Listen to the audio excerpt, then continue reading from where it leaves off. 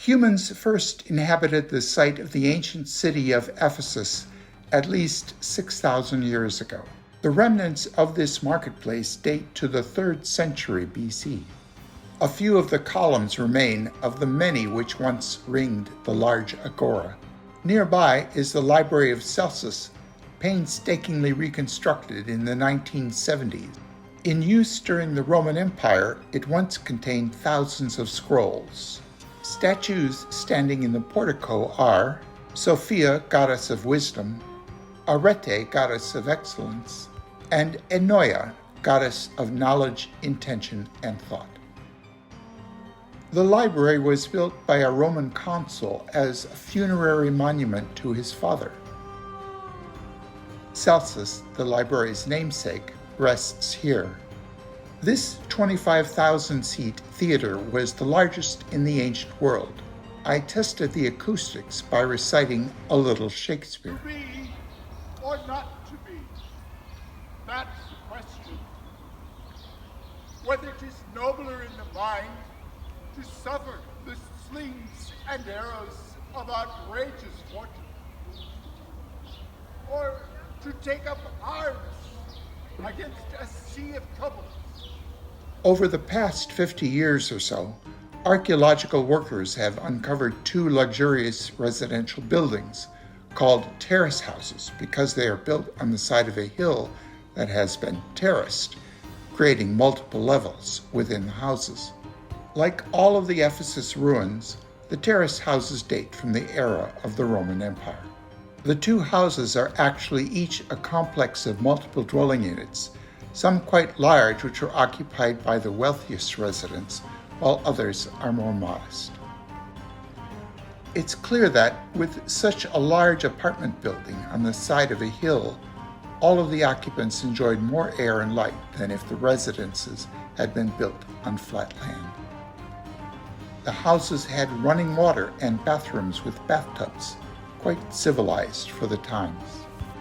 Remarkable frescoes and mosaics remain in one of the houses.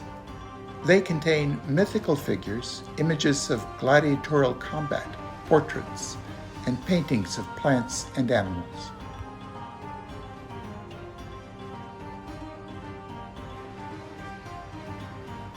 Remember, this is Turkey, so there must be cats lazing about.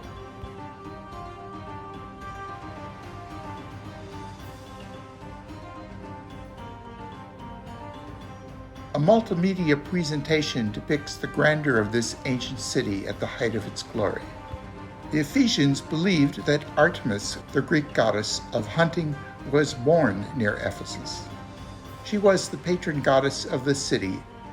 This statue is a local version of Artemis, and a short distance away are the remnants of an enormous temple devoted to her.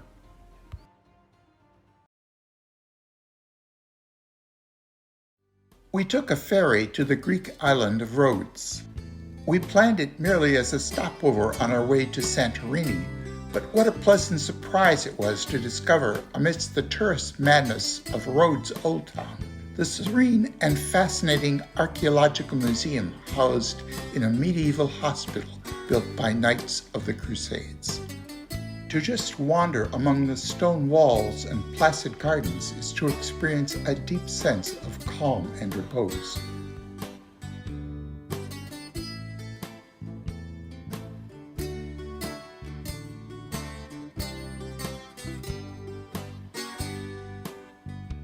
The building itself is a marvel, but the rooms lined with dozens of exquisite, finely sculpted 2,000-year-old statues left us awed and astonished.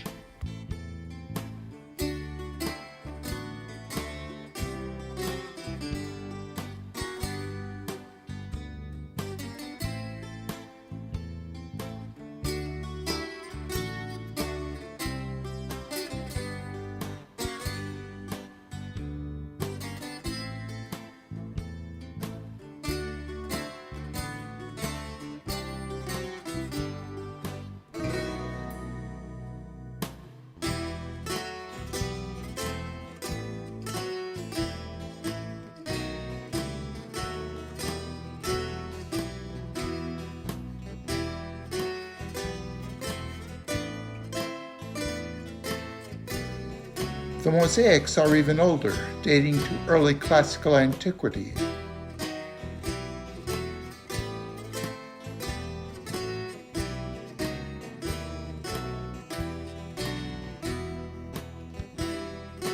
Even in Greece, there are lazy cats. The weather was splendid when we visited, and we could have happily remained all day just enjoying the peace and elegance of the garden.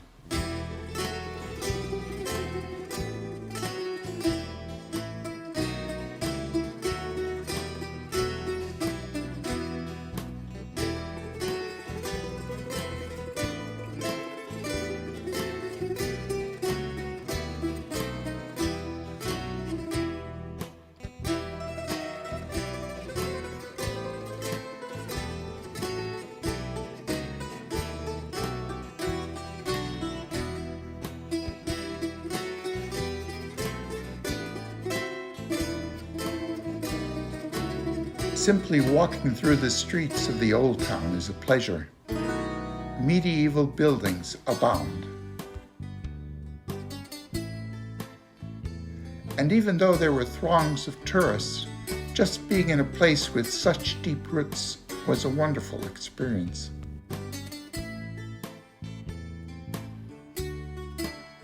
The old town is a walled city with a vibrant harbor.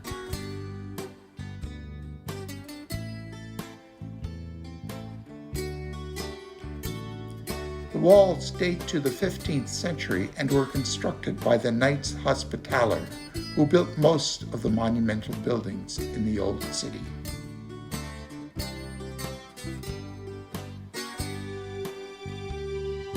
The water in the harbor is crystal clear. A dry moat lies inside the walls, which is now a park.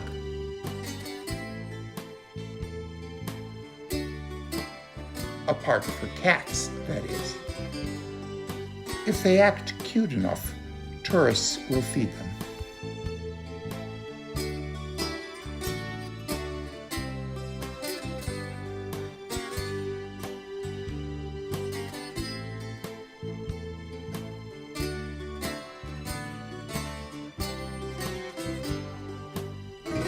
There is an ancient Christian baptistry in Argiro Castro Square. The building houses a museum of arms of the Knights Hospitaller. In many of the cobbled back streets, without storefronts that hawk tourist food and bric-a-brac, calm prevails.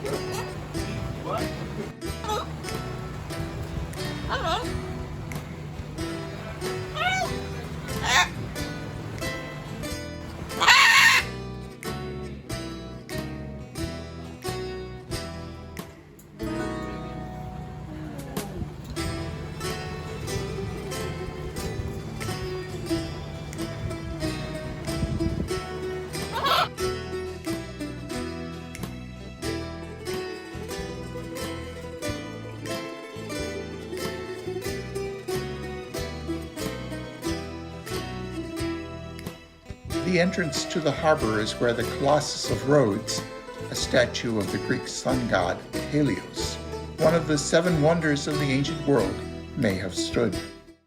The ferry from Rhodes to Santorini took 17 hours. It was originally scheduled as an overnight trip taking about 12 hours, but they changed the itinerary, leaving from Rhodes in the morning rather than the evening. Because it was now a day trip rather than an overnight, we got to see a few of the small Aegean islands where the ferry stopped en route. We were charmed in particular by a tiny village in Halki, at least what we could see from the deck of the boat, and fantasized having a B&B there. In fact, Booking.com lists 20 places to stay on the island for people who truly want to get away from it all.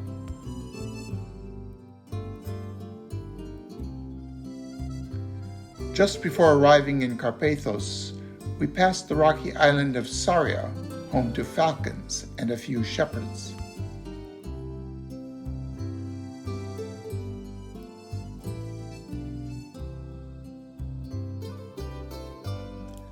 Surprisingly, Carpathos is said to have a significant population of Greek Americans.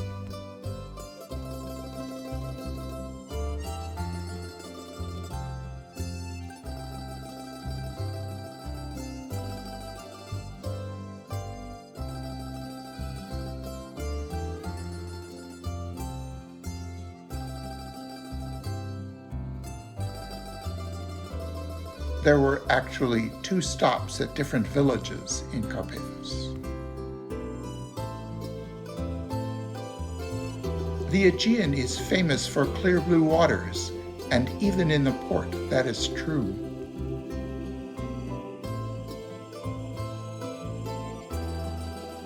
The rocky, dry island of Khasos comes with a surprising amount of history. It's mentioned by Homer in the Iliad for having supplied ships for the Trojan War.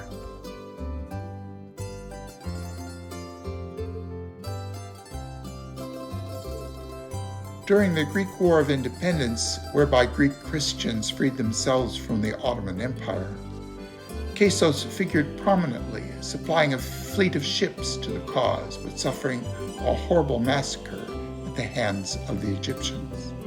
The island fell under Italian and German control in the 20th century, only to be returned to Greece at the end of World War II.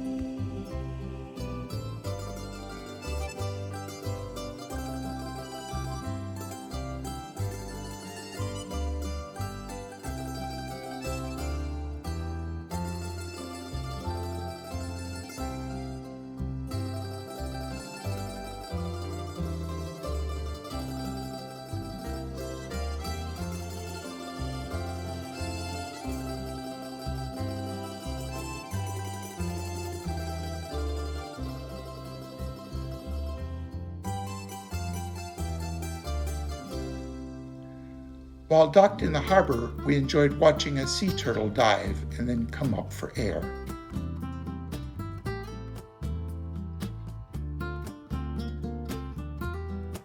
Arriving finally in Santorini, we were not disappointed. The place fully lives up to its reputation as an amazing tourist destination. The views are nothing short of spectacular. The island is a rim of a volcano that erupted explosively during the Bronze Age. The steep cliffs of the caldera rise 1,000 feet, affording sweeping views of the sea. A 6-mile walking trail between the main town of Fira and the tourist mecca of Ia is the best way to enjoy the panorama. Greeks obviously cater to cats as much as Turks do. Donkey rides are offered throughout the island. Here, a string of them is being led downstairs on their way to work.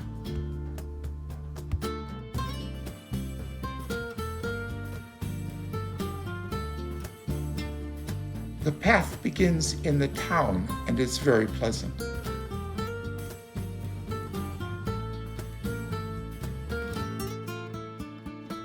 Plenty of places for a cat to hang out.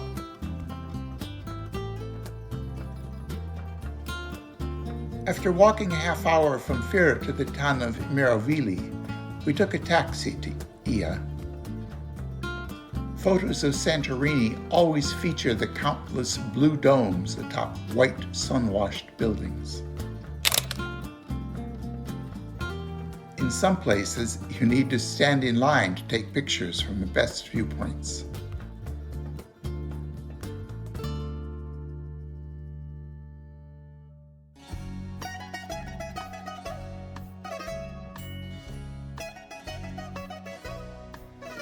Notice the swimming pools.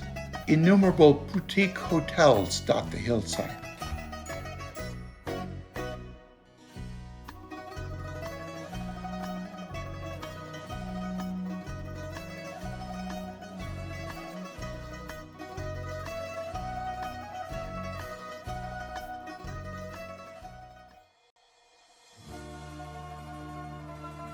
From Ia, we decided to walk the trail back to Fira. This part is more rugged, and we were walking it backwards. Fira is 100 meters higher in elevation than Ia, so most tourists take it in the direction that is mostly downhill and ride a bus back. But not us. From the rocky heights, we felt exhilarated.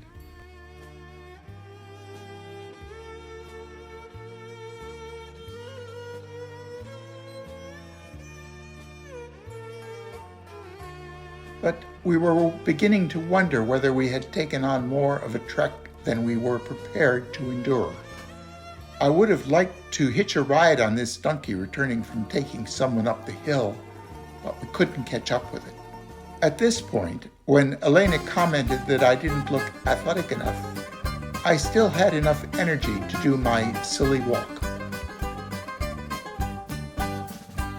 As we passed another blue dome church along the way, I could no longer keep up the pretense of youthful vigor.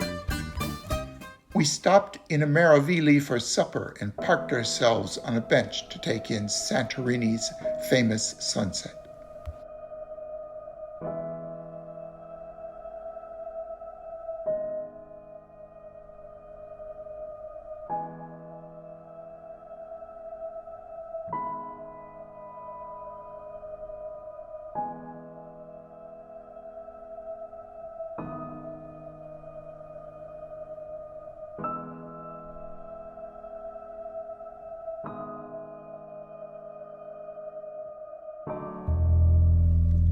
By the time we reached Fira, I was a quivering mass of protoplasm. Pamukkale is famous for its travertine terraces and pools. We stayed at a thermal spa with iron-rich hot spring water. It had an outdoor thermal pool. Also, there was a bath in our room with hot spring water, which was a delight. Near the springs lie the remnants of Hierapolis, a city that thrived from classical Greece through the Roman Empire. The ruins are mostly from the Roman era.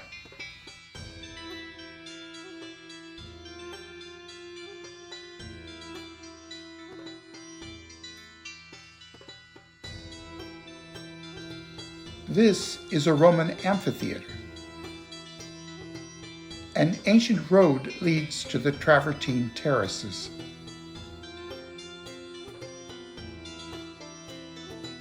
Pamukkale means cotton castle in Turkish for the shimmering snow-white limestone shaped over millennia by calcite-rich springs. The site is surrounded by mountains ranging up to 2,500 meters. The pools, unfortunately, are a mere shadow of their former selves, owing to the depredations over the years of marauding tourists.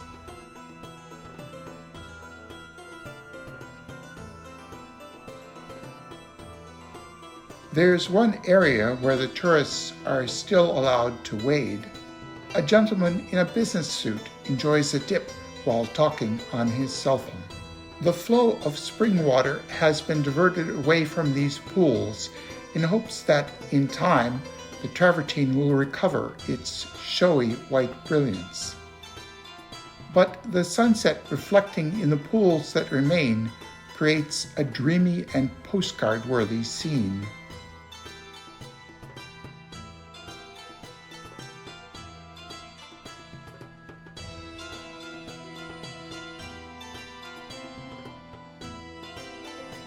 Turkey is home to some impressive mountains, which we passed on the drive to our next destination, Cappadocia.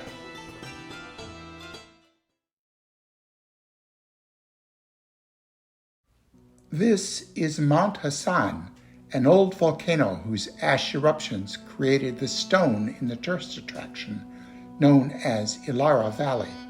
The valley is 15 kilometers long and over 100 meters deep. This is the view from above just before we walked down. Descending into the ravine was like entering another world in which the peace and calm of nature brought a deep sense of relaxation. A stream, rocky in places, cuts through the valley, the gurgling sounds of flowing water adding to the bucolic ambience.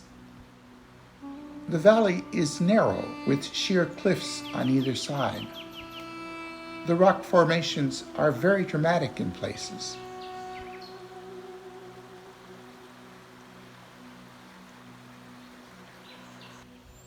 A melodious bird, possibly a bee-eater, serenaded us along the way.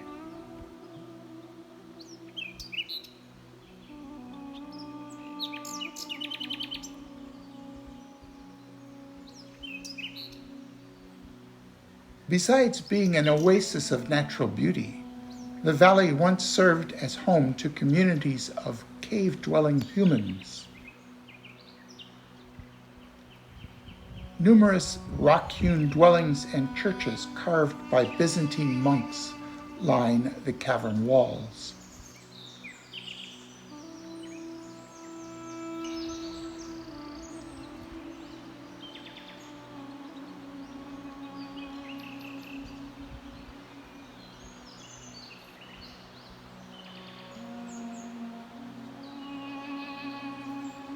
A rickety footbridge led across the stream to a church we wanted to visit.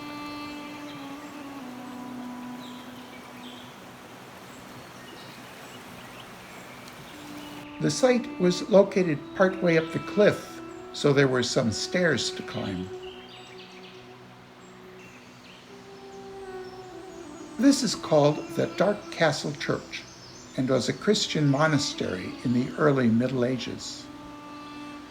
The floor is about a meter higher than it was originally because dirt has filled in the rooms over the years. This was the church itself. You can see that it had columns and vaulted ceilings carved from the solid rock.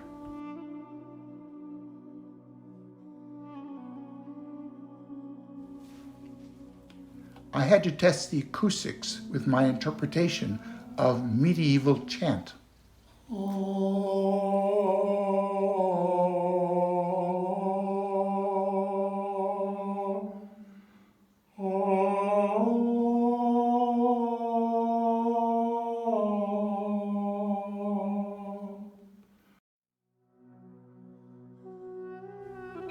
only meandered about a mile downstream before turning back.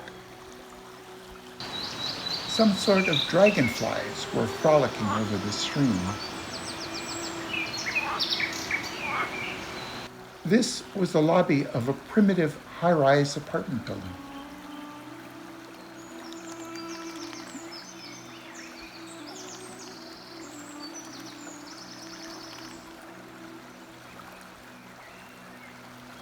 To be safe, I held up the rock ceiling. Hard work.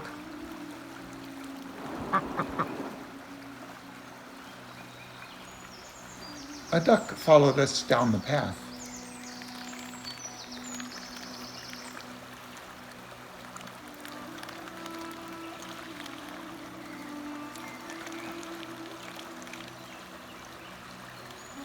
Soon we caught on to its strategy. It entered the water and drifted downstream while feeding, before taking to the path again and repeating the cycle.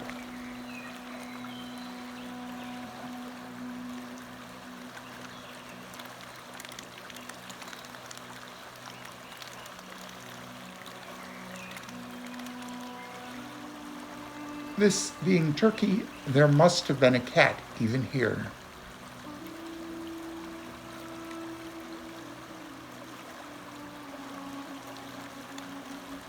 This one was on the hunt, but reacted angrily when we scared away its prey.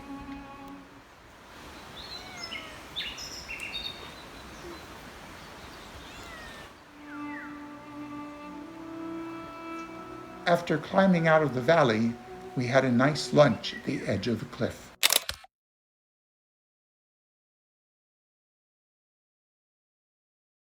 The many features of Cappadocia which attract throngs of tourists to this area are the result of ancient volcanic activity.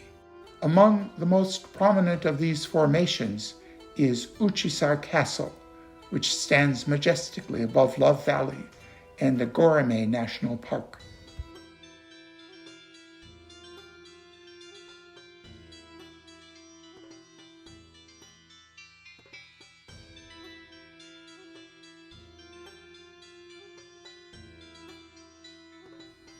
The view from the castle, the valley, and the surrounding mountains is unmatched.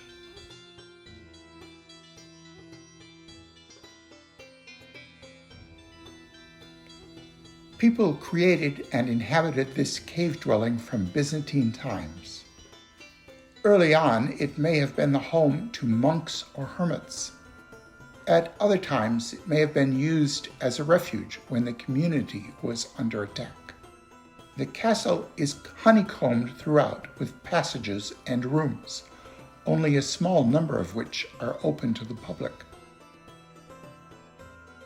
The tour begins with a room of artifacts presumably recovered from within the castle.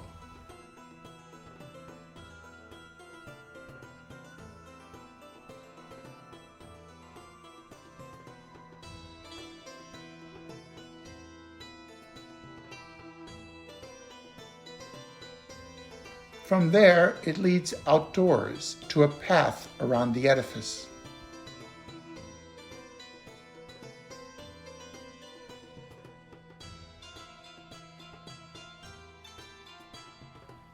Oops, a feline denizen of the castle, shows us the way. The steep stairs leading up the castle walls are a good healthy climb. From the outside, we can see hints of the labyrinthine shafts and passageways that snake throughout the rock.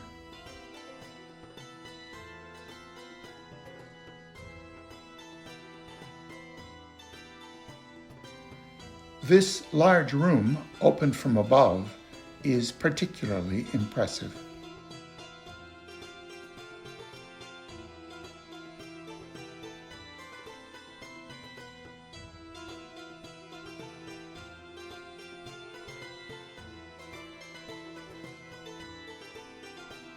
At the very top, a number of shallow holes led us to speculate about what they may have been used for. Our best guess, to collect rainwater.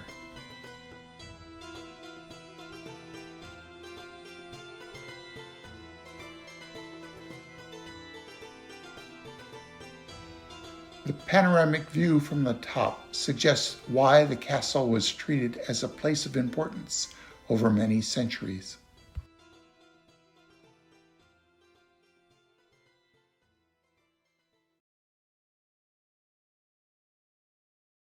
There are at least 35 ancient underground cities in Cappadocia. This is a model of the one we visited, Kaymakli.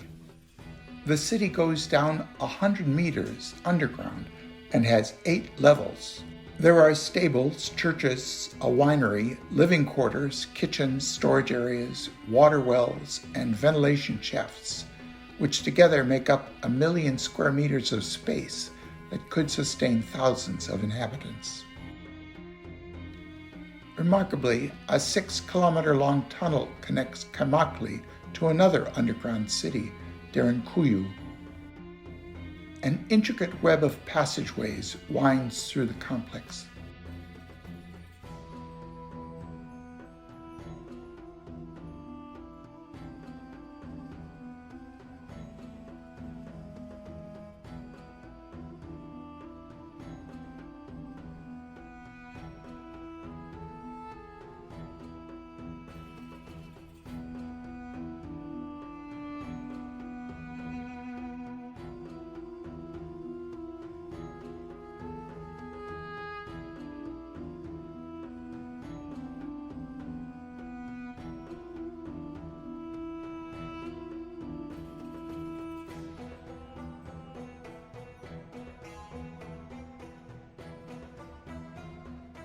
The entrances were protected by stone wheels that the inhabitants would roll into the passageways to thwart invaders.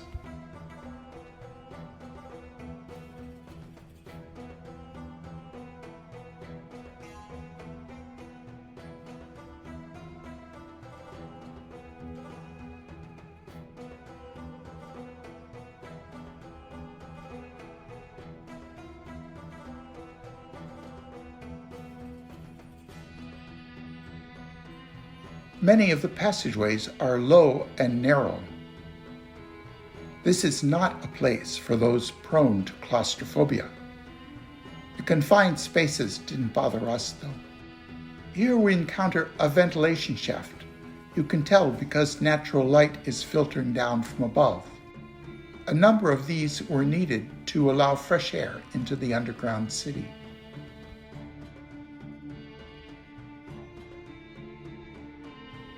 Notice the recessed holes in the walls of the passage that held oil lamps to light the way.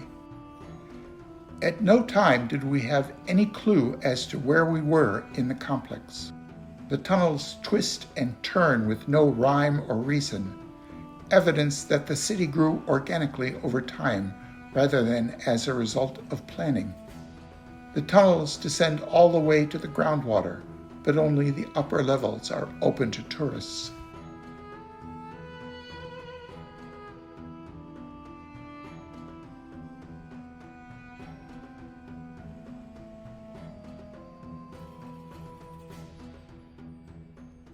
Eventually, we started back up, which gave us some idea of how far down we had gone, possibly 30 meters by my reckoning. As we ascended, we paused to look into the many rooms that lined the corridor.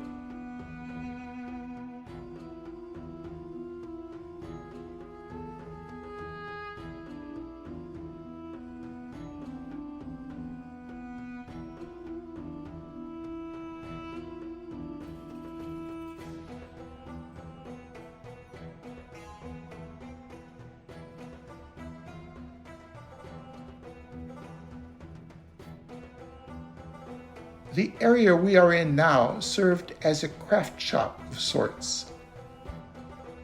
Holes had been carved in a large slab of hard volcanic stone, much harder than the soft tuff that makes up most of the excavation. Copper was added to the holes and pounded to form vessels of various sizes.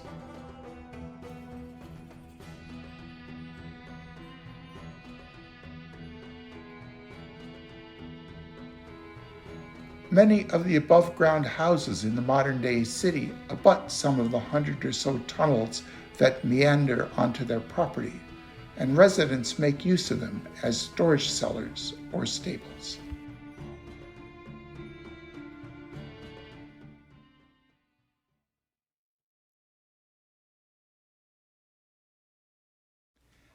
Cappadocia is justly famous for its chimney rock formations. We visited Pasabag Valley, one of the most popular sites for viewing the mushroom-shaped columns of stone.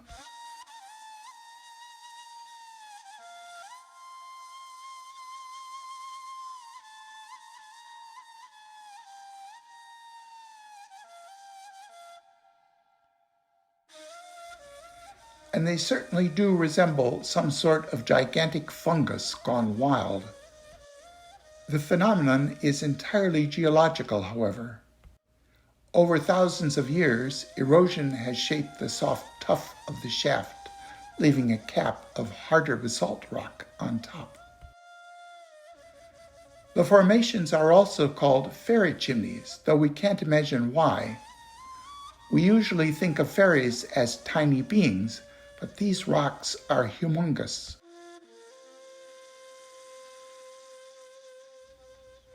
The name Pasabag actually refers to the hermit monks who lived here during the Byzantine era.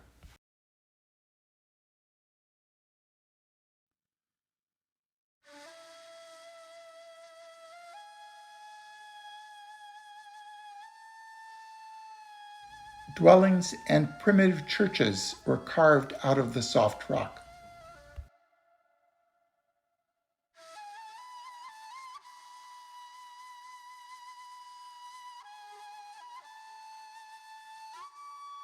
One such church is dedicated to Saint Simeon, a hermit monk famous for living on a pedestal.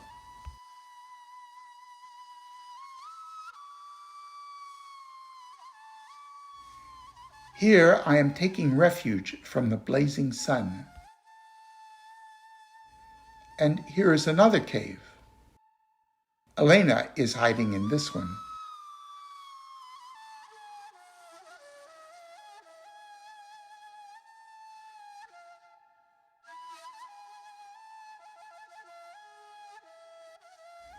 A Steve chimney. Well, okay, they do look like they were made by fairies, giant fairies. This is an ancient church.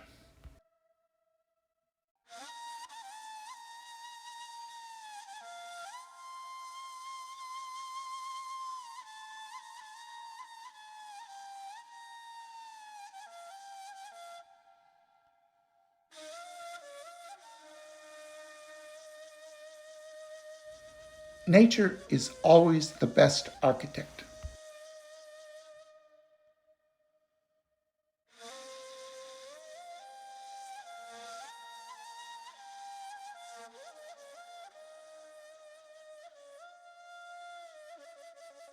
Who would think to pinch together walls like this? Not even the most avant-garde human designers would come up with something so unique.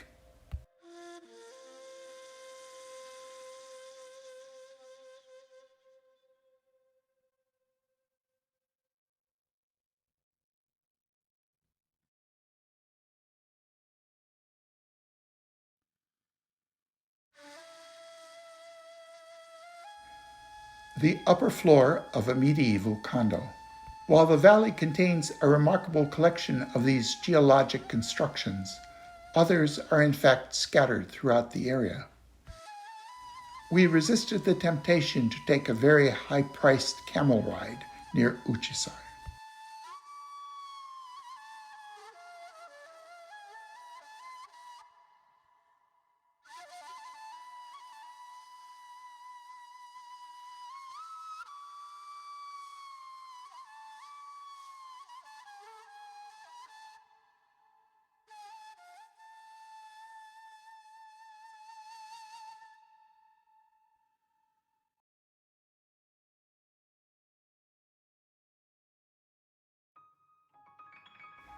We rose from bed before dawn so we could drive to the Rose Valley viewpoint to watch Cappadocia's famous hot air balloons take off. We were fortunate. Though the weather at sunrise is usually ideal there for ballooning, any wind over 5 miles per hour would be too much for the floating behemoths. But the air was still as the balloons drifted majestically at dawn's early light. There are some 200 balloons in the area licensed to carry passengers, and they carry a lot of them, 30,000 a year. It's not without some risk. In the last 10 years, 7 people have died in accidents in the region. We didn't partake in the adventure, not so much because we were afraid, but rather because of the expense and because we decided we would enjoy the spectacle more from the ground. From Rose Valley, we made our way back to Uchisar Castle, which affords a great view of the balloons as they make their way over Goreme National Park. We wanted to see the balloons landing, so we drove down to the broad, flat fields where most of them end their journey, or try to. Some of these videos are speeded up because hot air balloons travel very slowly.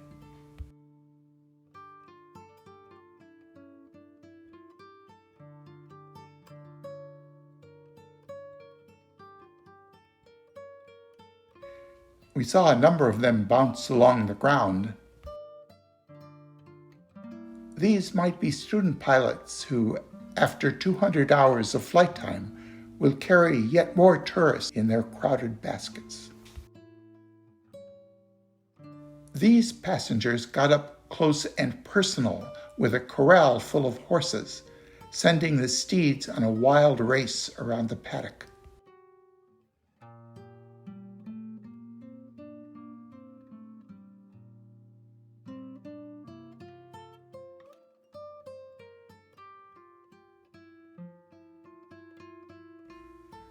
Landing is a complex process. First, the balloon wranglers grab the basket and guide it to a waiting flatbed, which then drives it to a suitable location for deflation.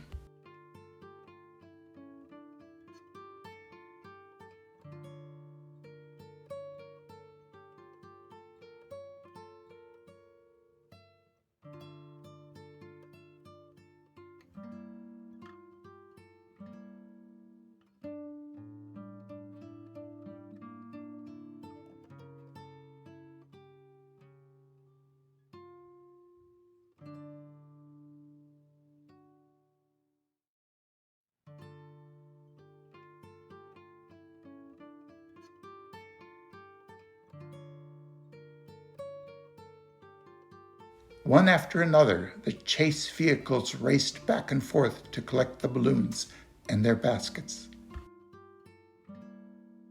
Hot air ballooning is practiced in Cappadocia on an industrial scale.